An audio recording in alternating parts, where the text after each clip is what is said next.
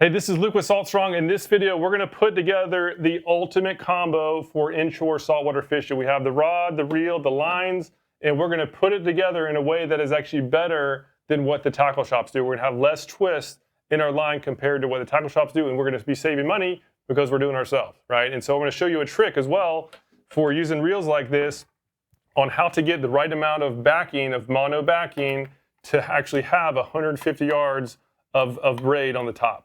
Really cool trick, and it'll again save a ton of money in the long realm. And we're going to show you everything in detail every step of the way, so even if you're a beginner at this point, by the end of the video you're going to be much more advanced than most anglers out there. So let's go ahead and get started. Number one, we need to get the reel out of the box. This is the Fuego 2500. This is part of the ultimate tackle bundle. This is the ultimate setup that I found so far after testing a ton of different rods, reels, and lines. This setup right here is awesome. Right, and it's the best value that I found so far. So if you have this, there's no excuses on catching fish because you have the right tackle, and now it's a matter of finding the fish. So we've got to get the reel out, find the handle. Don't worry about the other stuff so far. First step is put the handle on, and yes, these handles can go both ways. They're set up for going left-handed, and that's how I fish. So we're going to just thread that on there real quick. Now it's ready to rock. You can see that out of the box, you can go both ways. There's an anti-reverse little lever right there. So now it's reeling in normally. We have the handle on. We're going to put the drag just a little bit taut so that we can get our line on while actually having tension. That's a big deal. You have to have tension in the spool, in the line. If you don't have tension, you're going to have problems later on. So now that we have the reel set up, let's go ahead and put it on the rod. And for this rod, this is the TFO Pro. You just literally spin that up a little bit, put the reel seat in the bottom, and then spin it down. And voila, the reel is on the rod. So now we have a working setup. So the combo is complete as far as matching the rod, the reel. This is an awesome setup too. I use this all the time, and I even give it to people when I'm going fishing, and they feel like man, this is like a $300, $400 combo. No, it's not even close. This is much less than that, but it feels like a high-end rod. All right, so now that we have the rod and the reel combined, we just need to make sure that we have all the right essentials. And so as far as the bundle, as far as the ultimate bundle, it comes with the reel, the rod, and then these two lines, I should say these three lines. So this is going to be the leader line, so we can set that aside for now. What we really want to make sure that we have is this mono backing as well as the braid ready to go. So we're going to set those over on this side, right here next to us, and we're going to keep this up front because this is what we're going to use first. As far as other items that you're going to need to grab just to make your life as easy as possible is number one, just a good set of scissors. And these are some little scissors we sell. They're amazing. They cut braid and mono, everything just super efficiently. So I'm going to be using these. You're going to need a wet paper towel. You could use cloth, you could use whatever. It just needs to be wet and just have some friction on the line. As you'll see in a little bit, we need a pencil. Right? Or it's just something round that we can actually put through the spool so that we can get the line to come off in the most efficient manner possible. And then we need some sort of ruler or measuring system that can measure 1/4 of an inch. And you'll see why we're doing that here toward the end. So the fact that we have everything ready to rock, we're going to go ahead and get to it. So step number one is to put the mono backing onto the reel. And I'm going to show you the trick on how to minimize twists as well as how to make sure that we get the proper amount so that we can fit 150 yards of braid on at the end. And yes, that's why the ruler is there in case you're curious. So first, take the rubber band off, keep it close so we can use it later. You're going to be able to get a lot of re-spools out of this spool that you got. And so what we want to do first is we want to thread the tag in of the mono through this first eye of the rod, right? Because we want that eye to control the line going onto the reel. Some people forget that part and they go straight to the reel, and it's a huge mess, so don't do that. So that is going through. Let me get this rod up at a different angle. And so what we're going to do is I have the tag in going to my left, your right, and I'm just going to twist the line over and just do a basic overhand knot, right? Super simple, most basic of all knots. And we just want to make sure that the diameter of this knot is bigger than the diameter of the reel. In this case, it is. So another thing to not forget is just to flip the bail open, right? Before you thread this over, you want to have the bail open. So now we're going to just thread it on and then we're gonna pull it tight. So now that simple overhand knot is now tied against the arbor, and now we're just gonna do another overhand knot with this tag end. So we're gonna go around the line, go through that gap, and then again, another overhand knot, and we're just gonna tighten it all down. And now we just need to get a snug connection. Again, there's a lot of knots will do this. The arbor knot is probably the best. I just use this because it's quicker and easier and gets the job done. The reason why I like it is because I can just loosen the drag a little bit, and then I can actually pull until the tag end is so close that I don't have to trim it. So now, problem solved. Now that we have this knot complete, we can close the bail and prepare to start loading line on it. All right, so now that we have the line set up, and now we need to start reeling the line on. And so a big question that comes up is, how do we take the line off of the spool? Does it pull off the top or does it roll off? We want to do this roll method. This is where you're going to have the least amount of twist in your line, so it's important to do the roll, not the pull. So we're going to roll it off, and that's why we have this pencil. We're going to put the pencil through. Ideally, you have somebody with you. You can have kid or spouse. Just have them hold this spool, and we're going to take it off the bottom. So we're going to roll it off the bottom. I've done it a lot where I rolled off the top. I really can't tell a difference. It seems like the line manufacturers recommend, or the reel manufacturers recommend doing it from the bottom, so that's what we're going to do. So in this case, I don't have somebody to help me, so I'm just going to put the pencil in between my toes so that it's rolling off the bottom, and then we're going to go ahead and start filling the spool, and I'll teach you the trick on how to make sure that you get just enough mono to leave 150 yards of braid. All right, so I have everything set up. I want to make sure I'm taking the line straight through this eye. Put this pencil in, and I'm going to put this in my toes. Again, ideally you have a kid or something to help. I'm just putting my toes, and now we are going to reel it in. So what I want to do for my toes, I don't want to have a ton of tension on the toes. I want tension on this line, but for tension we have this wet rag. So it's not going to damage the line, but it is going to put a lot of tension on the line. So what I do is I just get this wet rag, fold it, and just have it pinched in my finger, and I hold it up as far as I can comfortably, and now I have tension on the line with this wet rag. I'm not using just my fingers and burning up my fingers, and now we're going to start loading this line on. So again, you can do this all by yourself. You don't have to have somebody with you. And just keep an eye, just make sure that the line is going on nice and smooth and evenly, and make sure that you have this tension on the line. Very important. We do not want this thing coming on without any tension. Let me get a better grip here. It was starting to slide over. So if you need to slide over, that's cool. Just keep the tension tight and everything's good. All right, so you can probably hear I'm putting a lot of tension on this thing. This rag is probably a little bit drier than it should be, but it's still it's good enough. So what I'm doing now is I'm just reeling on, and the amount of line I'm going to put on here is a big deal. And so what we want to do is we want to leave a 1/4 inch of space in between the top of this mono line and the actual edge of the spool. Doesn't have to be perfect, but it just needs to be close. So right now we're actually pretty close, and now I'll show you how to measure that. Yeah, so what we want is this gap, right? The gap of the spool, this outer edge of the line to the outer edge of the spool. We want that to be a 1/4 inch. It's actually, I actually put a little bit too much on. So what I need to do is I need to peel some of this line off so that we get a 1/4 inch of gap right there in the spool. So to fix it, right, kind of good to show the issues. To fix it, just start pulling line off. And so what I'm going to do is I'm just going to spin it back on with the hand, and then just that way I can use it later. All right, so I pulled off the amount of line, and again, we need to have this gap here to be a 1/4 inch. I went way too far earlier. I got a little carried away. And so again, the test is just to put this ruler in there and just to have it so that you can see that it's a 1/4 inch. It doesn't need to be exactly a 1/4 inch. I actually usually do probably more like 3/16. But again, as long as you're in that ballpark, it's going to be good at the end. So now we can flip the bail over, and then we need to make a cut. So what I do is I make the cut outside of this ring. That way you don't forget about it later. You don't forget to go through.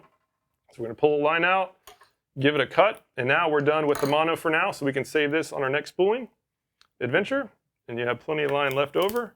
And so now we're going to take out the braid. So here's a 10-pound. In this case, we're going to be using the J-Braid 8 grand. Excellent line. This distance that I'm talking about, it'll work for lines that are this diameter. It's 0.15 millimeters. You're going to see on most lines, it'll see the diameter rating. So Power Pro is the same way. There's some others as well.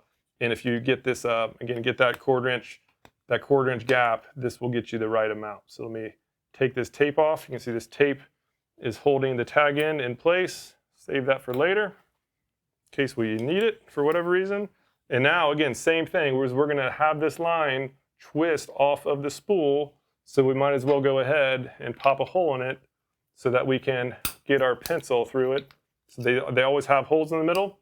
So we're going to pop the hole, and so now I'll go ahead and show the knot to connect these lines. Again, a lot of knots will work here. I use the uni knot, and just in case you do have a big fish pull out 150 yards, which is going to be very rare, but just in case that happens, you want to have a good knot. So this is where the knot is very important. So in this case, we're using the double uni, but the fact that we have a thin braid, we're going to use 10 times on the braid and then 5 times on the mono. So I'll show you how it works. So first is you just get the tag ends. You're going opposite directions. I have the braid over here in my right hand, your left, and then I have the mono over here in my left hand. And so we're going to take the tag ends over them. I'm going to start with the mono. In this case, I pull out about 10 inches of tag. I do a big loop just to make it as easy as possible. And then I go through this loop that I just created where we have the loop as well as the tag end of the braid. We're going to go through this loop with the tag. We'll do it 5 times. 1, 2, 3, 4, and 5. At this point, we can just pull that tight. You can see all those going in the same direction. Very important. Pull it finger tight. Now we have the tag end of the braid, and we're going to do the exact same thing. We have about 10 inches of braid sticking out. We're going to do a big loop. And then we're going to go through that hole we just made 10 times instead of 5. Very important. Braid is very slick, especially this J8 Grand, super slick line at cast far. So we need to do 10 times instead of 5. I believe that's 3, 4, sorry if you can't see it, 5, 6, 7. Make sure that all of these are going in the same direction, no overlapping. There's 8, 9, and I believe that's 10. Better too many than too few. We'll go do maybe 11 there. Again, there's not a maximum you can have. Each one adds a little bit of strength. As you get more than 10, it's not really needed though. And so what you want to do is just pull it tight in a gradual way. Make sure they coil up nicely. Now we have both of these knots coiled up. So now when we put tension, they're going to slide to one another and eventually hit. And then we get a nice little bit of tension, and now they lock into place. Very, very strong knot, easy to tie. That's why I recommend this knot for being in the spool. The FG knot does work good, but the FG knot doesn't work all that good for super thin line like this 10-pound mono. So now we're going to trim the tags. All right, trim it pretty tight. There goes the mono. Now we can get the braid tag trimmed. And then now we have our line-to-line connection to be ready for action just in case we do hook into something giant that pulls out our line. All right, so now is the final step, is we just need to simply reel this line up into the spool. And again, the same thing. Ideally, you have a kid, child, spouse, favorite uncle, whatever, holding the spool. We want it to roll off. From the bottom, it seems like, again, bottom seems to be recommended, so that's what we're going to do.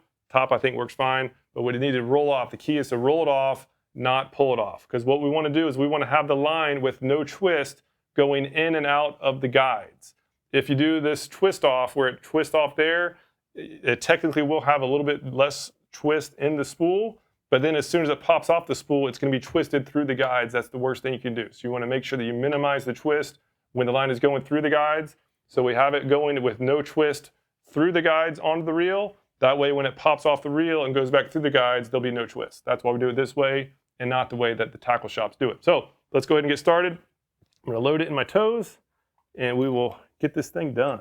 All right, so I have it loaded in my toes. Now I'm just going to get this knot in there and just kind of do it with my fingers so that way I can make sure the knot is in there. Ideally, I like the knot to be toward the top, toward the rim. That way, again, if I do have something somehow where the knot gets into play, it's not going to be causing much issue in there. So I have it tight. I'm going to use the rag to keep it extra tight as we spool it on. Pinch it with my fingers up there. And now it's a matter of just reeling this line in. And again, the fact that we have the 1/4 inch gap to start, we're going to end up with a nice amount of the proper amount of line once we get this full 150 yards up in the spool.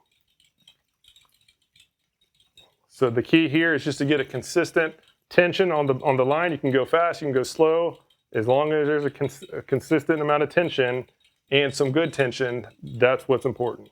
Because if you don't have tension, the first time you hook into a big fish, that line's going to dig into itself on the spool, and that is a very bad thing. You do not want that to happen. So again, as I said before, we're reeling pretty quick. 150 yards of line is a lot of line. Not many fish are going to pull us off. I've caught overslot snook, overslot redfish, tarpon up to 50, 60 pounds on this exact type of setup, and I've never had those types of fish pull the line out. The only thing I've had to get out is a big tarpon, 100+ pounder, and that's just not something that this kind of setup is set to handle. So we're going to keep on going. You can see this spool is starting to look nice and close on the reel. I'm starting to see a little bit of line on the spool, and voila, we just got the exact 150 yards off the spool.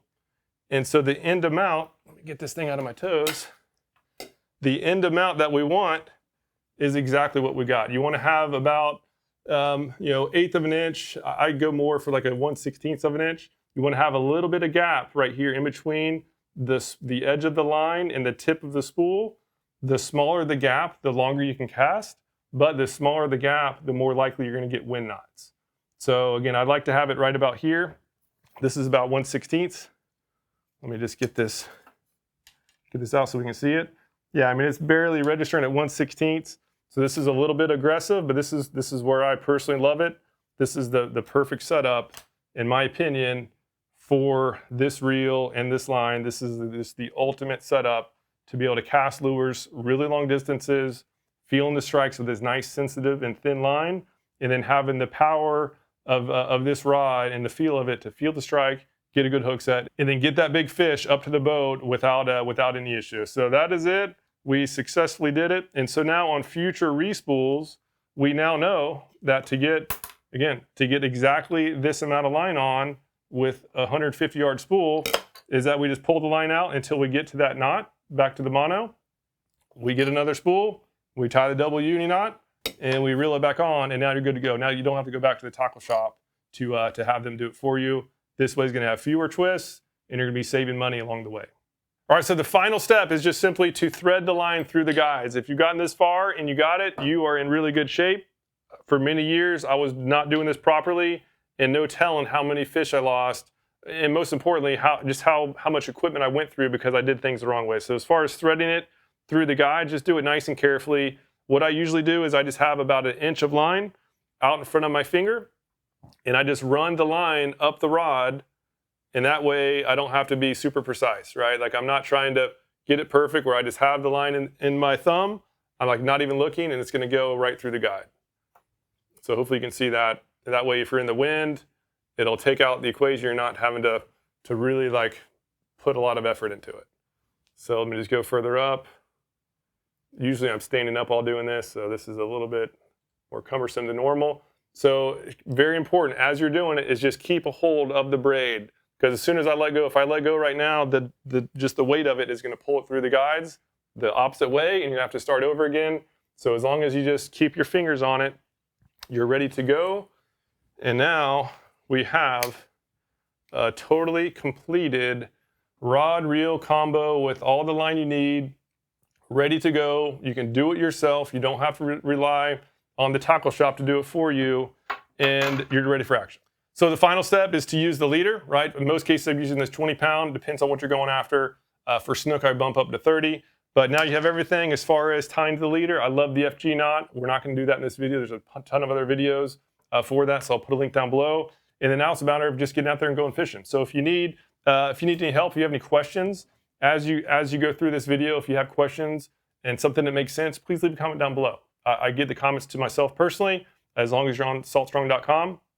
I'll get the comment, and I'll be happy to leave the answer and get back to you quickly. I want to make sure that this is as seamless and easy as possible because, again, it's too many people rely on the tackle shops, and you're just going to spend too much money than you need to. Most importantly is you're just going to have too much time driving to and from the tackle shops. You can do it all yourself. It's really not too complex. So thank you so much for watching. Any questions, again, down below. And if you need any extra tackle, we have it all on fishstrong.com. Not only do we provide you the tackle, we also provide you tutorials like this to make sure that you're maximizing your results with all the items that you purchase. And for you Insider Club members, make sure that you're logged in because you get all of this tackle for really good savings. So make sure to utilize all the big discounts you get. And if you're new to Saltstrong, just know that we're the best online fishing club for saltwater anglers. We have everything you need as far as education. We now have software on just finding the fish efficiently. And then we have all the discounts and tutorials you need to maximize your time with the gear. So to learn more about that, go to saltstrong.com. Any equipment you need, go to fishstrong.com, which is our tackle store. Thank you again for watching. Hope to see you again soon.